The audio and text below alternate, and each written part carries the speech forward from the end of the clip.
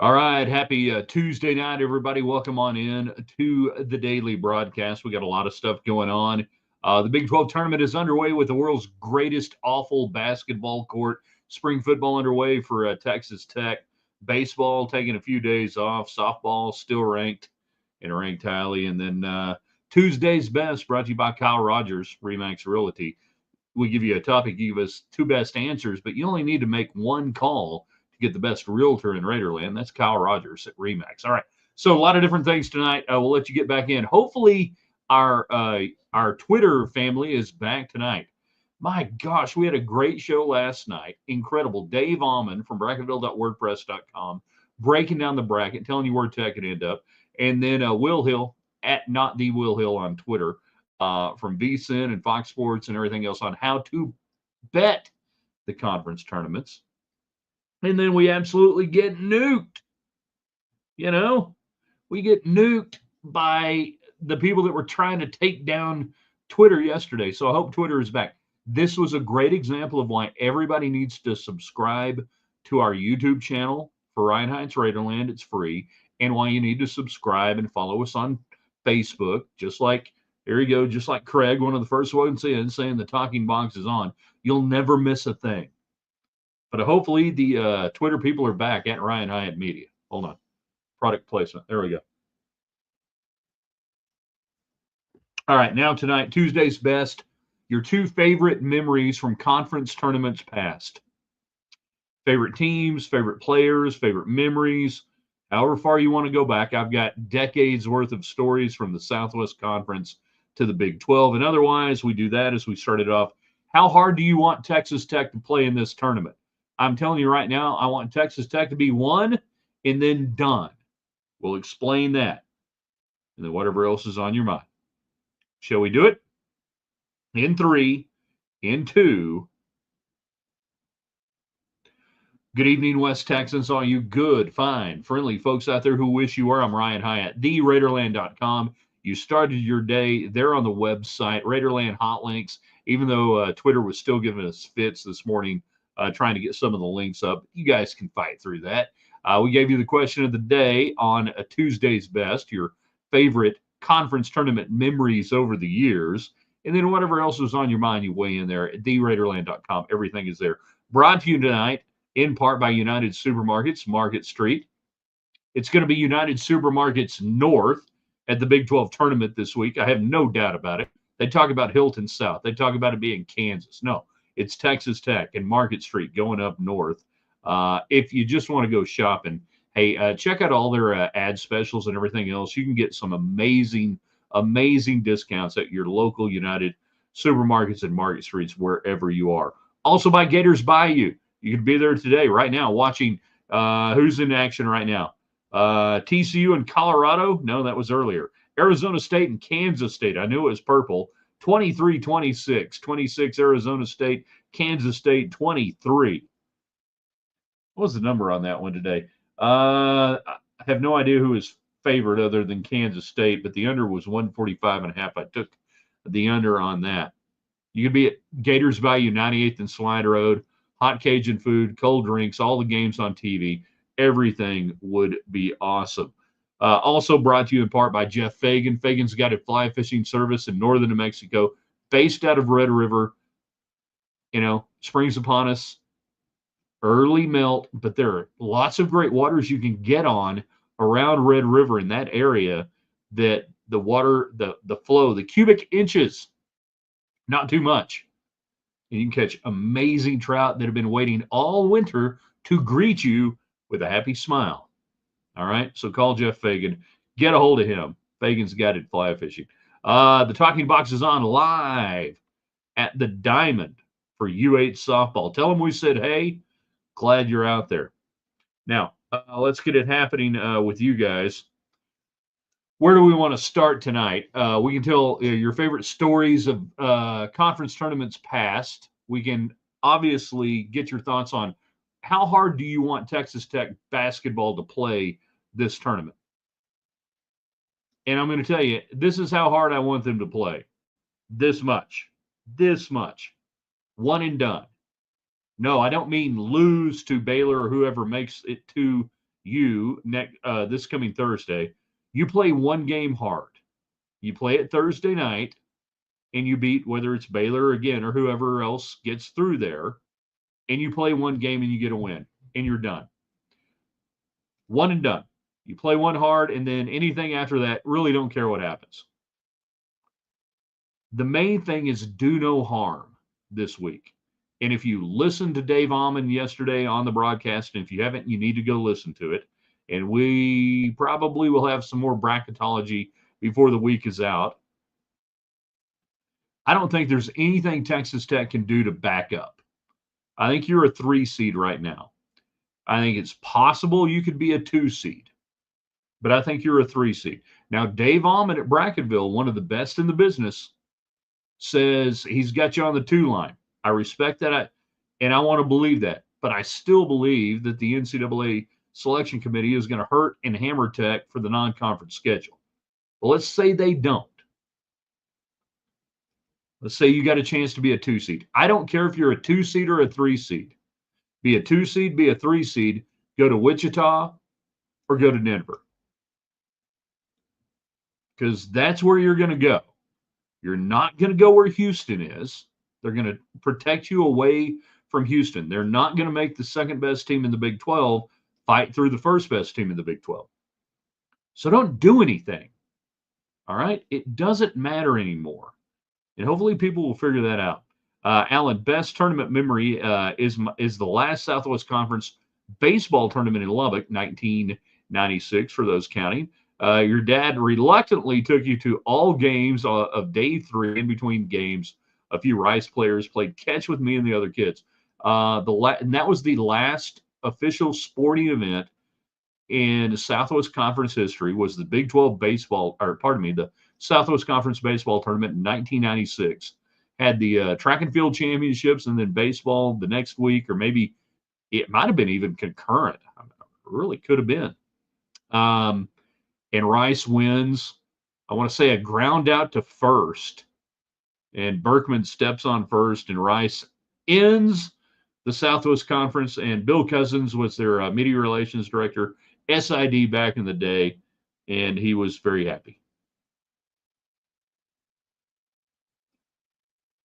The hatred between the teams going to the Big 12 and the teams not going to the Big 12 in that year, palpable everywhere we went, in basketball, in baseball, everything about it.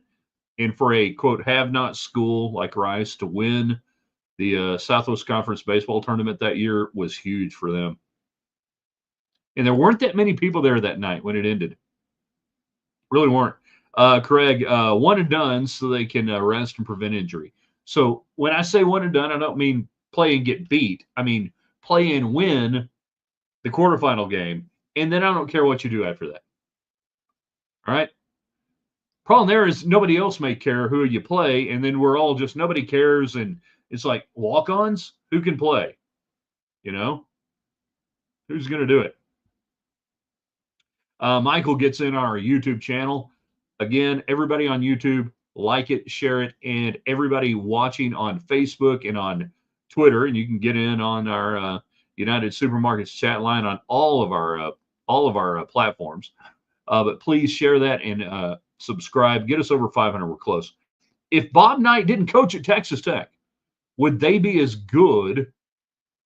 Would they be as good as they have been the last couple of years? Yeah, actually, Bob Knight coaching at Tech probably set Tech back about 5 to 10 years, and here's why.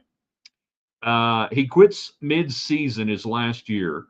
He installs Pat Knight, who was not a quality head coach, was not head coaching material, and that created a cycle that spiraled you into the late 2000s, into the early 2010s, to which point you don't recover until you hit rock bottom. One of the worst teams. Then you go after Billy Clyde, and he goes batshit crazy on you.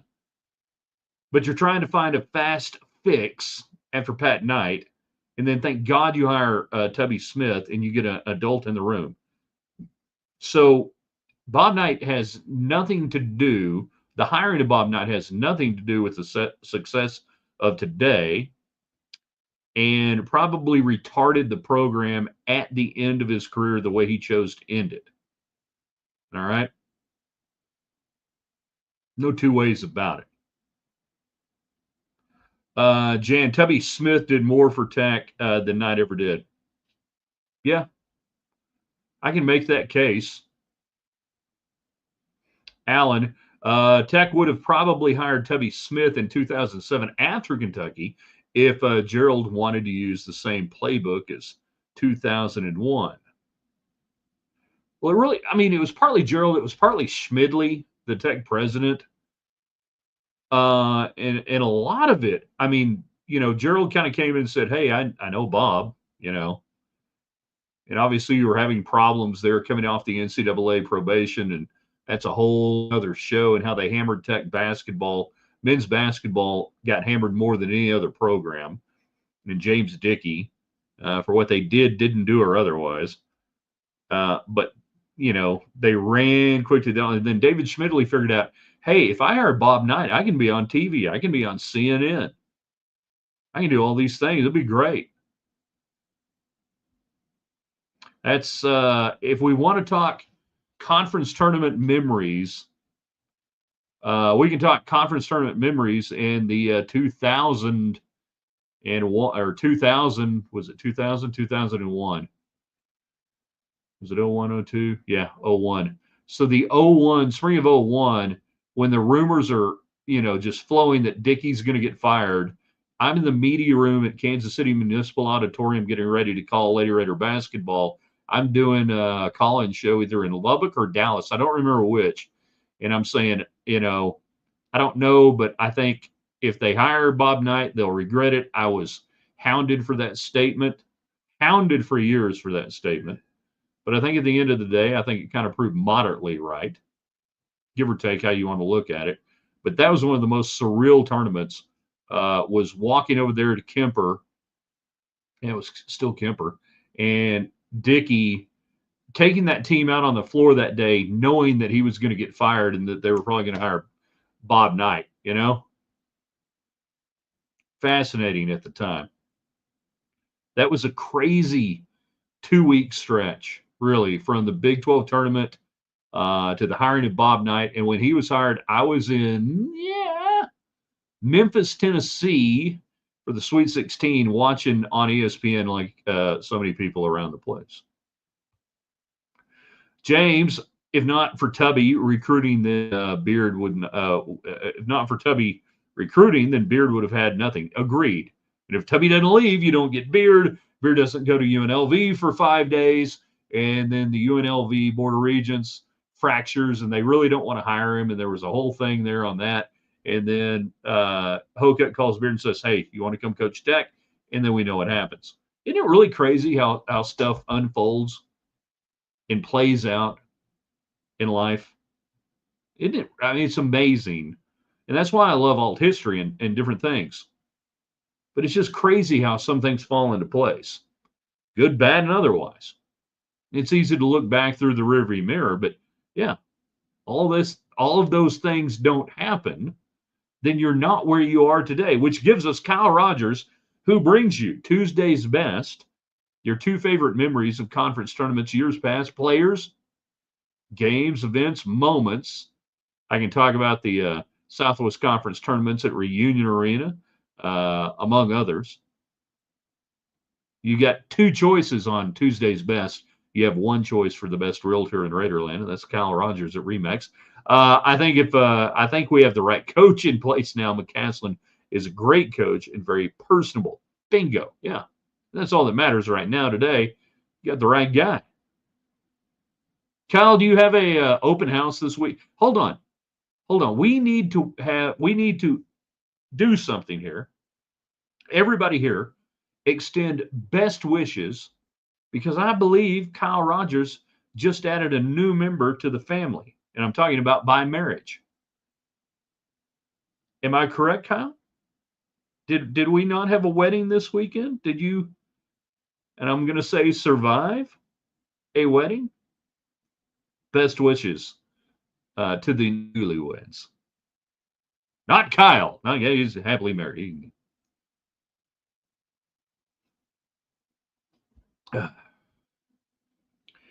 Meanwhile, back on the YouTube channel, Ryan Hyatt's Raiderland on YouTube. Don't cost nothing. Sign up and subscribe and then spread the message. I wonder why the NCAA does not change the red shirt rule for basketball like they have football. At least in football, you can play 4 games.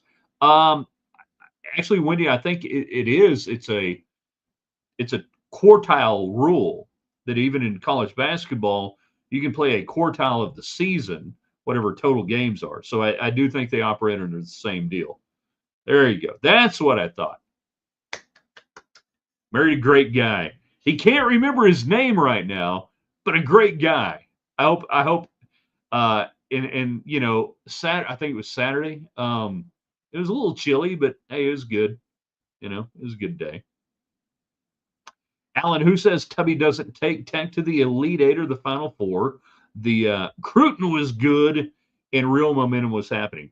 I'm not going to argue with that. That I think if Tubby Smith, he was in an interesting place in his life and his career, you know. And I had a chance to visit with him numerous times over the 3 years he was at Tech. And I was doing Later basketball. We'd have coaches shows at the same time, and you know we'd hang out and visit whatever. And we had a couple of trips together. And I'm not like we weren't besties or anything, but I really kind of got an insight to him and where he was. And I think he could have. I think he could have stayed here and had that extra gear and that one more run. I also think he was at a point in time with his family, and his wife was wonderful, and she enjoyed Lubbock. She didn't hate Lubbock or anything, but I think there was an impetus to get back to their roots and kind of their where they'd come from and regional and everything else. And I get that, and I know young people you may not get that. You may not get that.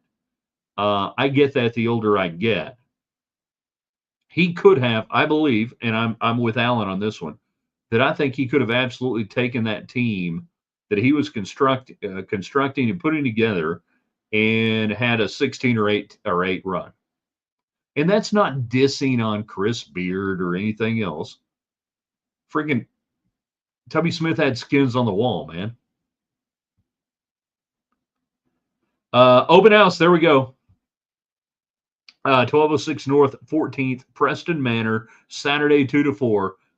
Be there or be square. Go see our man Kyle Rogers, all right? So your favorite conference tournament memories, that's Tuesday's best. That's the question. I go back to the days of Texas Tech and Arkansas and plastic pig hats at Reunion Arena. If you're older than me and you can go back to when the Southwest Conference tournament was played entirely at Moody Coliseum, I'm talking Rick Bullock era, that's cool. But for most of us, it's a Reunion in '79 and the great games against Arkansas and Texas Tech winning the tournament against them and Texas A&M. Then a big run in '93, either James Dickey. The games against Texas and Penders on the men's side, Lady Raider games, obviously through there that I was on the call for. And one of my favorite ones, I wouldn't two of my favorite games with the Lady Raiders at Reunion, I wasn't on the call. I was there. I wasn't on the call. So that's the Tuesday's best, your favorite memories conference tournaments. Now in the Big 12, Texas Tech has sucked at the Big 12 tournament. Texas Tech has been really, really bad at the Big 12 tournament over the years. It's hard to find a great memory because the nature of the tournament has changed. Teams don't go all out, and I get it. My favorite memory is taking my kids to the USA to cut down the nets in 2019 after tying for the conference title. You got to cut down the nets there. I kind of remember that a little bit. Was that coming back? Was that after the Iowa State game? Can't remember where they won it. Or clinched it or whatever it was. I got Darvin Ham, says Ryan, who's on Facebook. Or so he says. And Jason Sasser autographs at Reunion Arena, early 90s. Made my world at the time. Yeah, that would have been, 93, 94. We're going 95. Probably closer to mid 90s with Darvin and Sasser. 95, 96, right in there. I believe so. Yeah, I think it was after. I think they played at Iowa State, clinched or whatever, and then came home that night, and kind of had a welcome home party and everything else. By the way, anybody watching the Big 12 tournament right now, the basketball court is horrid. It's an abomination. It is a sign of end times. Good Lord, it's horrible. The women's court was horrible. The men's court is horrible. It's got 2,000 or whatever, 1,500 little Big 12 logos on it. And if you hated TCU's court, and you should, this thing is awful. God help us all. Horrible. Big 12. No, let's go back. Tuesday's best favorite conference tournament memories. Earliest first Big 12 tournament I went to was pardon me, Southwest Conference tournament I went to was in 1990. Yes, Colorado ended up beating TCU. What was the final on that one? Let's go to the chart. 69-67. It sails over the total, and TCU a 2.5 point favorite. Colorado, the 16 seed, advances. The Frogs, not good at 16-16. I love the tournaments at Reunion Arena, any and all of them, because I could go there. I still have a piece of the glass backboard shattered by Ham, which was out there in when they were playing North Carolina. So, first tournament I ever get to go to is 1990. Lady Raiders are playing in the finals against Texas. I'm a young, intrepid student broadcaster. I'd done some games with KTXT that year, and I somehow had a media pass. So I jumped in my car, and they're playing, I think, on Saturday. I think the finals were on Saturday. Jump in my car, drive, just suicide trip there to Dallas, show up, get to the team hotel. Kent Best, the media relations director, what we called the sports information director at the time, get squared away and ready. And next thing you know, I'm in Reunion Arena. I've never been in Reunion Arena before. My head's swimming. I am a college, what am I? I'm a sophomore. I'm a sophomore at Texas Tech. I got a press credential. I'm walking around in Reunion Arena like I own the damn place. And they're selling beer.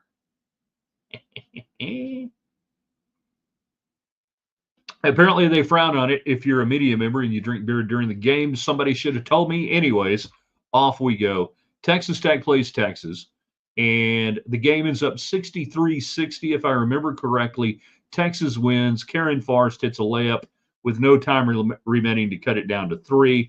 Texas Tech goes into the NCAA tournament, goes to play at DeKalb against Northern Illinois, gets beat in the first round. Jack Dale on the call that day at Reunion Arena. I'm sitting right next to him, and I'd done about 10 games that year on different radio stations, and thinking, this is pretty cool.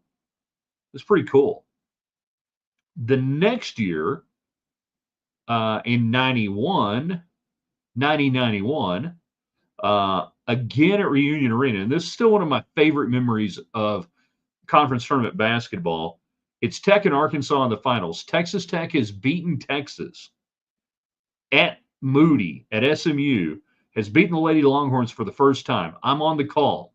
Jack was on the call that night, doing the last game of, I don't know, Kermit Davis's career at Texas A&M and Texas Tech. So he's on the call over there down at Reunion. Same night, I'm doing the Lady Raider game. Tech beats Texas. Awesome. They go to the finals. Jack has the call, and it that was the deal. I mean, it was on KFYO. I was filling in for Jack on KFYO in the semifinals. I think in the quarters and semifinals. Anyways, doesn't matter.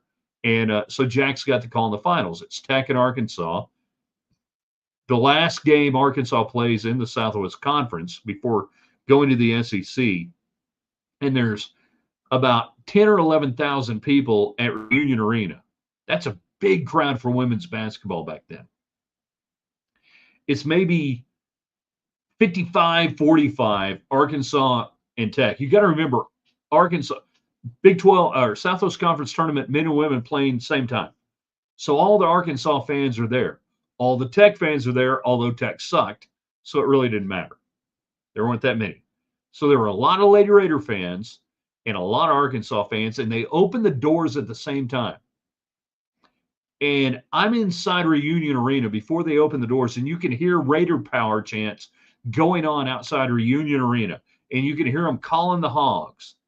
They opened the doors an hour and a half before tip or whatever it was, maybe an hour. And people just come flooding in. It's incredible. The Arkansas fan, the Tech fan, and I think the whole thing was almost general admission, where it was split up like half. It looked like the Cotton Bowl for Texas and OU, that one half was Tech and one half was Arkansas. So the people get in. Now, what do you guys remember about the old Southwest Conference in Arkansas? The Hog Wild Band. Hate Arkansas, love Arkansas, don't care. The Hog Wild Band was the greatest basketball band of the era. Nobody better. That includes the court jesters at the time. Nobody better. Sorry, court jesters. Nobody did it better. Now, the leader of the Hog Wild Band waits for all the people to get in. And then this dude, this cat, man, he comes down and you can hear the band and they're on the concourse, right? Waiting to come into the stands to flow down to where they are. And this is what they do. And you can hear them and they're beating on the drums and doing this stuff. And that dude, that director of the Hog Wild Band, walks out to midcourt and he points to a section of Arkansas fans and he does this and they all stand up and they go nuts. And he goes around to this side and moves them around. And they're all standing up and going crazy. It was incredible. Then they come running in. I'm like, this is a hell of a thing to see. And the old court jesters, they did their best. They hung in there, but nothing like the Hog Wild Band. Hog Wild Band owned Reunion Arena in the mid 80s, late 80s, early 90s while Arkansas was there. I feel privileged to have seen it. But that dude, that leader, I mean, he jumped out there and he owned that arena. It was cool to see. Jim Robkin was the leader of the Hog Wild Band, right? This would have been early 90s, so I don't know. But it was something. And it was cool to see. Now, the early days of the Big 12 tournament in Kansas City were marked by me trying to get into fights with Jason Whitlock in the media hospitality room at about midnight every night. We don't need to talk about that necessarily, but Matt Coatney and I believe Don Williams or some others may be able to confirm. Beyond that, we realized real quick that we had traded in Arkansas for Iowa State, that the Iowa State fans were Arkansas fans without plastic pig hats. They had nowhere to go during spring break. They were trying to get anywhere that was warmer than Iowa. They had no jobs, so they could get off and they lived in RVs. The Iowa State fans were Arkansas fans when we went into the Big 12 up there at Kansas City. Nice people, though.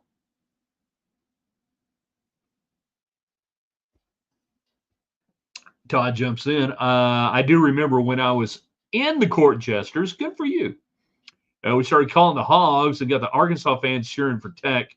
We weren't playing Arkansas at the time, which I don't know. That probably would have been the late 80s or sometime in through there. And Arkansas was, was out for rent.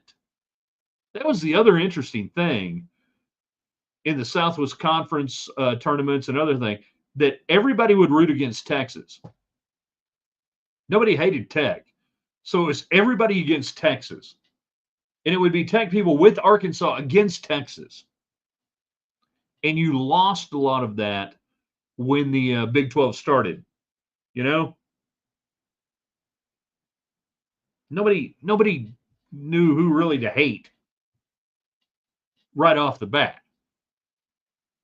And Todd, you are correct that Arkansas fans would root with Tech fans. Tech fans would root with Arkansas. Both Rice fans would root for everybody. I have so many fond memories of the Southwest Conference tournament days from 90 to 96. And that last conference tournament there with the Lady Raiders and Texas Tech there and everything else, you know. You just described Iowa State fans like the traveling NASCAR fans. Yeah, pretty much. No job, got a motorhome. We're just happy to be here. Their son, that's kind of all 34 Nebraska fans are that way too. The Nebraska fans were great in basketball because they were just happy to be there. They really didn't care. Those first 4 or 5 years, 97, 98, 99, 01, 02, and then in 03, it was the first year it went out of Kansas City down to Texas. And Lady Raiders played the Longhorns in the finals at Reunion Arena, which was the last year of Reunion Arena, if I remember correctly. Really good game. 63-53, Texas wins. Both teams go to the Elite Eight. Texas went to the Final Four. Tech went to the Elite Eight that year. Really good teams. But those first few years in Kansas City were really interesting. Had a lot of fun, enjoyed it. All right. Todd, I get why people don't want the conference tournaments, but I did grow up going to the SEC tournament with my dad in Birmingham. This is before, obviously, they moved it to Atlanta, and the SWC tournament with the court jesters after graduation. I get, that's why I love it. He says, great memories. I get it. And it used to matter. Teams used to go all out to win a conference tournament. It really, they cared about it. Now nobody cares. And if your team is good, why spend money to go watch them in a tournament that nobody cares about when you can go watch them in the first and second round up in Wichita, Kansas, if you're Texas Tech or Denver or wherever? 100% get it. Don't go there. Don't go to the conference tournament. Spend your money elsewhere. It's the same thing with the Big 12 baseball tournament now. If I'm a Tech fan in most years, and hopefully this year will turn into most years, they're going to be in the NCAA tournament. Why should I spend my money going to a conference tournament that nobody cares about? And I'm talking about the teams, coaches, and players that they're not going to play hard in. Why should I do that? KC, Kansas City, baby.